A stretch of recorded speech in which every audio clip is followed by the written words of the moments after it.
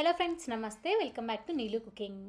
ತುಂಬ ಕಡಿಮೆ ಸಮಯದಲ್ಲಿ ಹೆಲ್ತಿಯಾಗಿ ಲಂಚ್ ಬಾಕ್ಸ್ಗೆ ಅಥವಾ ಬ್ರೇಕ್ಫಾಸ್ಟ್ಗೆ ಮಾಡಬೇಕು ಅಂತಂದರೆ ಇದಂತೂ ಒಂದು ಒಳ್ಳೆ ಬೆಸ್ಟ್ ರೆಸಿಪಿ. ತುಂಬಾ ಒಳ್ಳೆಯದು, ಆರೋಗ್ಯ ಕೂಡ.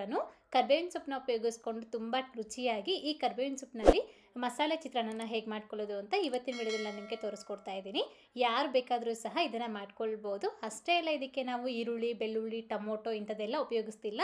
ತುಂಬ ಸುಲಭವಾಗಿ ಕಡಿಮೆ ಇಂಗ್ರೀಡಿಯೆಂಟ್ಸ್ನ ಉಪಯೋಗಿಸ್ಕೊಂಡು ಮಾಡ್ತೀವಿ.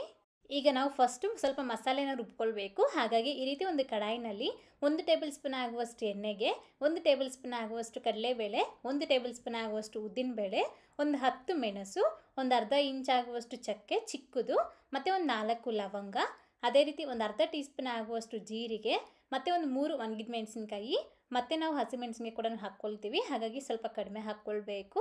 ಮತ್ತು 1 ಟೇಬಲ್ ಸ್ಪೂನ್ ಆಗುವಷ್ಟು ಎಳ್ಳು, ಅದೇ ರೀತಿ ಒಂದು 15 ರೆಂಬೆ ಆಗುವಷ್ಟು ಕರಿಬೇವಿನ ಸೊಪ್ಪುಗಳನ್ನು ಈ ರೀತಿ ಬಿಡಿಸಿ ಹಾಕ್ಕೊಳ್ಳಿ.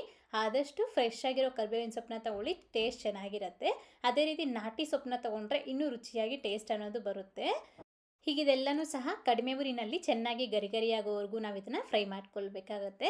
ಒಂದು 3 ರಿಂದ 4 ನಿಮಿಷ ಟೈಮ್ ತೊಗೊಳುತ್ತೆ. ಈ ರೀತಿ ನೋಡ್ಬೋದು, ಒಳ್ಳೆ ಗರಿಗರಿ ಆಗೋ ತನಕ ಒಂದು ಒಳ್ಳೆ ಘಮ ಬರುತ್ತೆ. ಅಲ್ಲಿವರೆಗೂ ನಾವು ಇದನ್ನು ಚೆನ್ನಾಗಿ ಹುರಿದು ತಣ್ಣಗಾದ ನಂತರ ಒಂದು ಮಿಕ್ಸರ್ ಜಾರಿಗೆ ಹಾಕ್ಕೊಂಡು ಸ್ವಲ್ಪ ಈ ರೀತಿ ನಾವು ತರಿಯಾಗಿ ಇದನ್ನ ರುಬ್ಬಿ ಪಕ್ಕೆತ್ತಿಟ್ಕೊಳ್ಬೇಕು.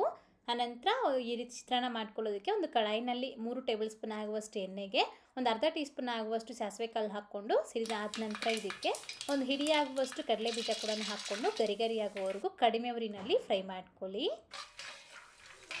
ಈ ಥರ ಕಡಲೆ ಬೀಜನ ಫ್ರೈ ಮಾಡ್ಕೊಂಡಿದ ನಂತರ ಇದಕ್ಕೆ ಒಂದು 2 ರೆಂಬೆ ಆಗುವಷ್ಟು ಕರಿಬೇವಿನ ಸೊಪ್ಪು, ಒಂದು 2 ಒಣಗಿದ ಮೆಣಸಿನ್ಕಾಯಿ, ಅದೇ ರೀತಿ ನಿಮ್ಮ ಖಾರಕ್ಕೆ ಎಷ್ಟು ಬೇಕೋ ಅಷ್ಟು ಹಸಿ ಮೆಣಸಿನ್ಕಾಯಿ, ಸ್ವಲ್ಪ ಅರಿಶಿನದ ಪುಡಿ, ರುಚಿಗೆ ತగ్గಷ್ಟು ಉಪ್ಪನ್ನ ಹಾಕ್ಕೊಂಡು ಜಸ್ಟ್ ಒಂದ್ಸತಿ ಈ ರೀತಿ ಮಿಕ್ಸ್ ಮಾಡಿ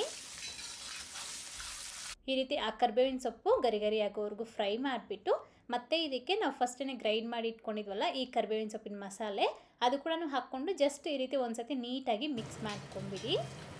ಜಾಸ್ತಿ ಹೊತ್ತು ಕೂಡ ಫ್ರೈ ಮಾಡೋ ಅವಶ್ಯಕತೆ ಇರೋದಿಲ್ಲ. ಜಸ್ಟ್ 1 ನಿಮಿಷ ಈ ರೀತಿ ಫ್ರೈ ಮಾಡಿಕೊಂಡ್ರೆ ಸಾಕು. ಮಸಾಲೆ ಹಾಕಿದ್ದಾದಮೇಲೆ ಈ ಥರ 1 ನಿಮಿಷ ಫ್ರೈ ಮಾಡ್ಕೊಂಡಿದ್ದಾದಮೇಲೆ ಇದಕ್ಕೆ ಮಾಡಿ ಇಟ್ಕೊಂಡಿರೋ ಅನ್ನನ ಹಾಕ್ಕೊಂಡು ಒಂದು ಅರ್ಧ ನಿಂಬೆ ಹಣ್ಣಿನ ರಸ ಕೂಡ ಹಾಕ್ಕೊಂಡು ಚೆನ್ನಾಗಿ ಮಿಕ್ಸ್ ಮಾಡ್ಕೊಳ್ಬೇಕು. ಇದು ಮಿಕ್ಸ್ ಮಾಡ್ಕೊಳ್ಳೋವಾಗೇ ಒಂದು ಅರ್ಧ ಟೀ ಸ್ಪೂನ್ ಆಗುವಷ್ಟು ತುಪ್ಪ ಕೂಡ ಹಾಕ್ಕೊಳ್ಳಿ. ತುಂಬ ರುಚಿಯಾಗಿರುತ್ತೆ ಫ್ಲೇವರ್ ಅನ್ನೋದು. ಸ್ವಲ್ಪ ತುಪ್ಪ ಕೂಡ ಸೇರಿಸಿ ಚೆನ್ನಾಗಿ ಮಿಕ್ಸ್ ಮಾಡಿಬಿಟ್ಟು ಗ್ಯಾಸ್ನ ಆಫ್ ಮಾಡ್ಕೊಳ್ಳೋದಷ್ಟೇ. ನಾನಿಲ್ಲಿ ಸ್ವಲ್ಪ ಸ್ಪೈಸಿಯಾಗಿ ಮಾಡ್ಕೊಳ್ತಾ ಇದ್ದೀನಿ, ಹಾಗಾಗಿ ಸ್ವಲ್ಪ ಕಡಿಮೆ ಅನ್ನನ ಹಾಕ್ಕೊಂಡಿದ್ದೀನಿ. ಆದರೆ ಇಲ್ಲಿ ನಾನು ಮಾಡಿರೋ ಗೊಜ್ಜು ಅಂದ್ಬಿಟ್ಟು 2 ಪ್ಲೇಟ್ ಆಗುವಷ್ಟು ಅನ್ನಕ್ಕೆ ಕರೆಕ್ಟಾಗಿ ಸರಿ ಹೋಗುತ್ತೆ. ದೊಡ್ಡವರು ಹೊಟ್ಟೆ ತುಂಬ ತಿನ್ಬೋದು. ನೋಡಿದ್ರಲ್ವಾ, ಅನ್ನ ಹಾಕಿ ಸ್ವಲ್ಪ ತುಪ್ಪ ಕೂಡ ಹಾಕಿ ಲಾಸ್ಟಲ್ಲಿ ಚೆನ್ನಾಗಿ ಮಿಕ್ಸ್ ಮಾಡಿಬಿಟ್ಟು ಇದನ್ನು ಸರ್ವ್ ಮಾಡ್ಕೊಳ್ಳೋದಷ್ಟೇ. ನೋಡಿ, ನಮಗೆ ಎಷ್ಟು ಸುಲಭವಾಗಿ ರೆಡಿಯಾಗಿದೆ. ತುಂಬಾ ಆರೋಗ್ಯಕರ, ಅದೇ ರೀತಿ ತುಂಬ ರುಚಿಯಾಗಿರುತ್ತೆ. ನೀವು ಪಲಾವು, ಟೊಮೊಟೊ ಬಾತ್ ಇದೆಲ್ಲ ಮಾಡ್ತಾ ಇರ್ತೀರಾ, ಆದರೆ ಅದನ್ನು ಬಿಟ್ಟು ನೀವು ಇದಕ್ಕೆ ರೂಢಿಯಾಗೋಗ್ತೀರಾ. ಅಷ್ಟು ಸೂಪರಾಗಿ ಬರುತ್ತೆ. ಒಮ್ಮೆ ಖಂಡಿತ ಮಾಡಿ ನೋಡಿ. ಮಾಡಿದಾದ್ಮೇಲೆ ಹೇಗೆ ಬಂತು ಅಂತ ಮರೆತೆ ಕಾಮೆಂಟ್ ಮಾಡಿ. ಹಾಗೆ ಇವತ್ತಿನ ವಿಡಿಯೋ ಇಷ್ಟಾದರೆ ಲೈಕ್ ಮಾಡಿ, ನಿಮ್ಮ ಫ್ರೆಂಡ್ಸ್ಗೂ ಫ್ಯಾಮಿಲಿ ಮೆಂಬರ್ಸ್ಗೂ ಶೇರ್ ಮಾಡಿ. ಮತ್ತಷ್ಟು ರೆಸಿಪೀಸ್ಗಾಗಿ ನೀಲು ಕುಕಿಂಗ್ ಚಾನಲ್ಗೆ ಸಬ್ಸ್ಕ್ರೈಬ್ ಆಗಿ, ಹಾಗೆ ಪಕ್ಕದಲ್ಲೇ ಬರುವಂಥ ಬೆಲ್ ಬಟನ್ನ ಒತ್ತಿ. Thank you. Keep watching Neelu cooking.